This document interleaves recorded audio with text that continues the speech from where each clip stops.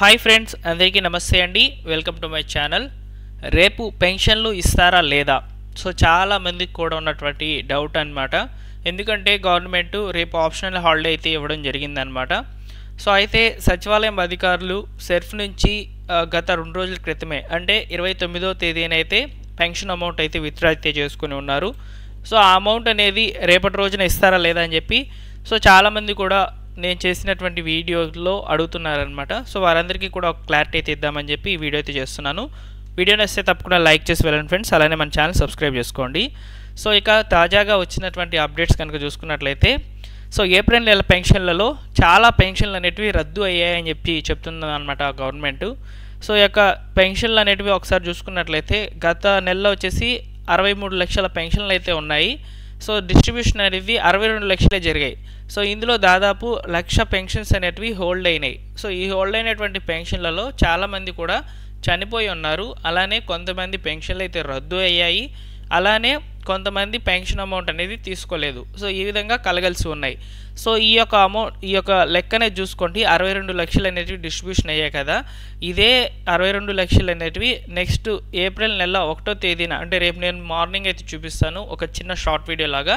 So అందులో చూసుకోవచ్చు ఇవి 60 లక్షలకు పడిపోయే అవకాశం అయితే ఉంటుంది. ఎందుకంటే దాదాపు 2 లక్షల పెన్షన్స్ అనేటివి రద్దు అయ్యాయి అనే సమాచారం అనేది రావడం జరిగిందనమాట.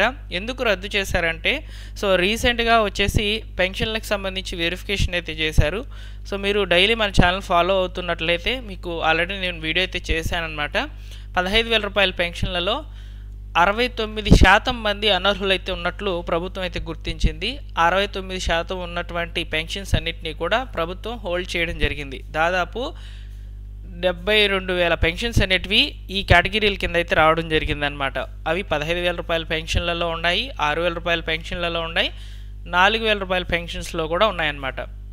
సో ఈ విధంగా ఏ పెన్షన్స్ అయితే అనర్హత కలిగినటివి ఉన్నాయో వాటన్నిటిని కూడా గవర్నమెంట్ హోల్డ్ చేయడం జరిగింది. సో కాబట్టి దాదాపు 2 లక్షల పెన్షన్స్ అనేటివి సో ఈ ఫిబ్రవరి నెలలో ఇవ్వకపోవచ్చు అనమాట. అయితే ముఖ్యంగా 1వ తేదీన పెన్షన్ అనేది ఇస్తారా ఇవ్వరా అని చెప్పి అడుగుతున్నటువంటి ప్రశ్నకు సమాధానం ఏంటంటే కన్ఫామ్గా ఇస్తారు. నేను ఆల్రెడీ ఇప్పుడే క్రాస్ చెక్ అయితే చేసుకున్నాను అనమాట. సో మా యొక్క సచివాలయం వెల్ఫేర్ అసిస్టెంట్ గారిని అయితే అడిగాను. ఏప్రిల్ 1వ తేదీ ఆప్షనల్ హాలిడే అని చెప్పారు కానీ డిక్లేర్ అయితే కన్ఫర్మ్ అయితే అయ్యింది. కాకపోతే గవర్నమెంట్ అధికారులకు సంబంధించి అయితే హాలిడే అయితే ఇవ్వలేదు. కేవలం బ్యాంకులకు మాత్రమే హాలిడే అయితే ఇవ్వడం జరిగిందని చెప్పి చెప్పారు. సో కాబట్టి రేపటి రోజున పెన్షన్ అమౌంట్ అనేది ఇస్తారు. సో ఇక్కడ ఒకవేళ అఫీషియల్గా ఈవినింగ్ అంటే ఈరోజు సాయంత్రం కానీ అఫీషియల్గా గవర్నమెంట్ హాలిడే అని ప్రకటించేసినట్లయితే అంటే ఆప్షనల్ కాకుండా డైరెక్ట్ హాలిడే అని ప్రకటించే అవకాశం అయితే లేదు. ఒకవేళ ప్రకటించినా కానీ పెన్షన్ అమౌంట్ ఎక్కడికి వెళ్ళదు. 2వ తేదీ 3వ తేదీ పెన్షన్ అమౌంట్ అనేది ఇచ్చేస్తారనమాట.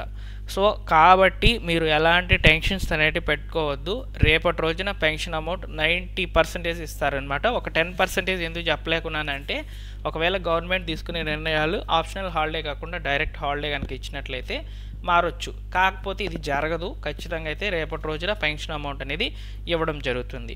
సో ఇక్కడ ఏప్రిల్ నెల పెన్షన్లకు సంబంధించి కొన్ని మార్పులు అయితే జరుగుతున్నాయన్నమాట పంపిణీ విషయంలో. అవి ఏంటంటే సో ప్రభుత్వం గతంలో పెన్షన్ అమౌంట్ ఇచ్చినప్పుడు సో ఎలాంటి వాయిస్ మెసేజ్లు కానివ్వండి అదేవిధంగా మీకు పెన్షన్ ఇస్తున్నట్లు కానీ ఏమీ కూడా వినిపించేది లేదనమాట. సో ఈ మార్చి నెలలో కూడా కొంతమందికి వాయిస్ మెసేజ్లు అయితే వినపడ్డాయి. సో పెన్షన్ అమౌంట్ మీకు ఇచ్చాము అని ఒక వాయిస్ మెసేజ్ అనేది మీ పేరు మీద కూడా రావడం జరుగుతుంది అనమాట. సో అదే ఈ ఏప్రిల్ నెలలో జరగబోతుంది. సో ఏప్రిల్ నెలలో సో మీకు ఈ విధంగా ఎన్టీఆర్ భరోసా పెన్షన్ కింద ఇంత అమౌంట్ మీకు ఇచ్చామని చెప్పి ఒక వాయిస్ మెసేజ్ అనేది వినిపిస్తుంది అనమాట ఈసారి. సో అదేవిధంగా పింఛన్ల పంపిణీకి సంబంధించి చంద్రబాబు నాయుడు గారు ప్రతి సచివాలయం కూడా ఈ యొక్క థంబ్ ఇంప్రెషన్స్ అనేటివి స్కాన్ చేసేటువంటి మిషన్స్ ఉన్నాయి కదా. సో వాటిని కొత్తవి అయితే పంపించారనమాట. సో ఎవరికైతే గతంలో బయోమెట్రిక్ అనేది సరిగా పడకుండా ఉన్నిందో వారందరికీ కూడా చక్కగా ఈసారి బయోమెట్రిక్స్ అనేటివి తీసుకుంటే ఆన్ టైంలో మీకు పెన్షన్ అనేది రావడం జరుగుతుంది. సో ఇక్కడ వరకు క్లియర్. అయితే ఈసారి కొంతమంది దివ్యాంగ విద్యార్థులకు మాత్రం బ్యాంక్ అకౌంట్లోకి అయితే డబ్బులను ట్రాన్స్ఫర్ చేయబోతున్నారు. సో గతంలో ఎవరైతే సచివాలయంకి వచ్చి మా పెన్షన్ అమౌంట్ అనేది బ్యాంక్కి ట్రాన్స్ఫర్ చేసుకోవాలని చెప్పి దివ్యాంగ స్టూడెంట్స్కి మాత్రమే, ఓకేనా, దివ్యాంగ స్టూడెంట్స్ ఎవరైతే ఉన్నారో వారికి మాత్రమే ఈ అవకాశం కల్పించారనమాట. అంటే ప్రతి నెల కూడా వాళ్ళు ఇబ్బందులు పడుతూ ప్రతి నెల ఇంటికి వచ్చి పెన్షన్ తీసుకుంటే చాలా ఇబ్బందులు పడుతున్నారనే ఉద్దేశంతో వాళ్ళకి ఒక్కటే ఈ యొక్క అవకాశం అనేది కల్పించడం జరిగింది. సో కాబట్టి వారికి ఈసారి మాత్రం పెన్షన్ అమౌంట్ డైరెక్ట్గా అకౌంట్లోకి అయితే పడబోతుంది. సో ఇక్కడ వరకు పెన్షన్ పంపిణీకి సంబంధించిన అప్డేట్స్. ఇక కొత్త పెన్షన్ల విషయం అడుగుతారు చాలామంది కూడా.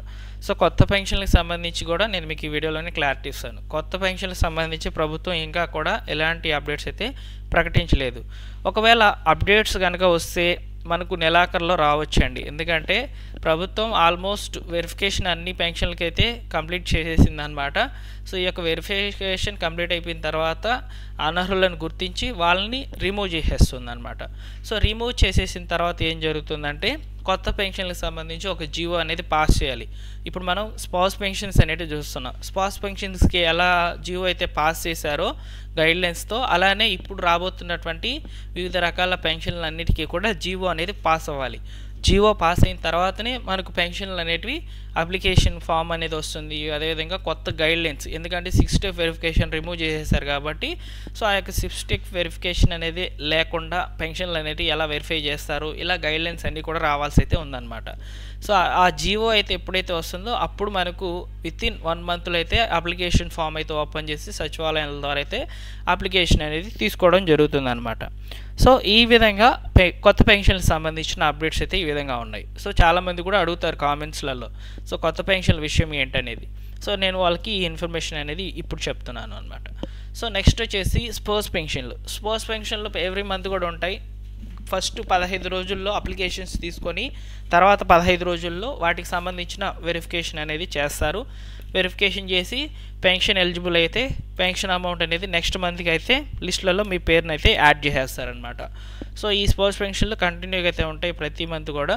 సో స్పోర్ట్స్ పెన్షన్లు మీరు పొందాలనుకుంటే తప్పనిసరిగా భర్త మరణించినటువంటి డెత్ సర్టిఫికెట్, అదేవిధంగా మీ యొక్క ఆధార్ కార్డు తీసుకొని సచివాలయం కనుక వెళ్ళినట్లయితే మీకు వెరిఫికేషన్ అంతా కూడా కంప్లీట్ చేసేసి మీకు పెన్షన్ అమౌంట్ అనేది ట్రాన్స్ఫర్ చేసేస్తారు. అదే మీ చేతికి అయితే ఇవ్వడం జరుగుతుంది అనమాట.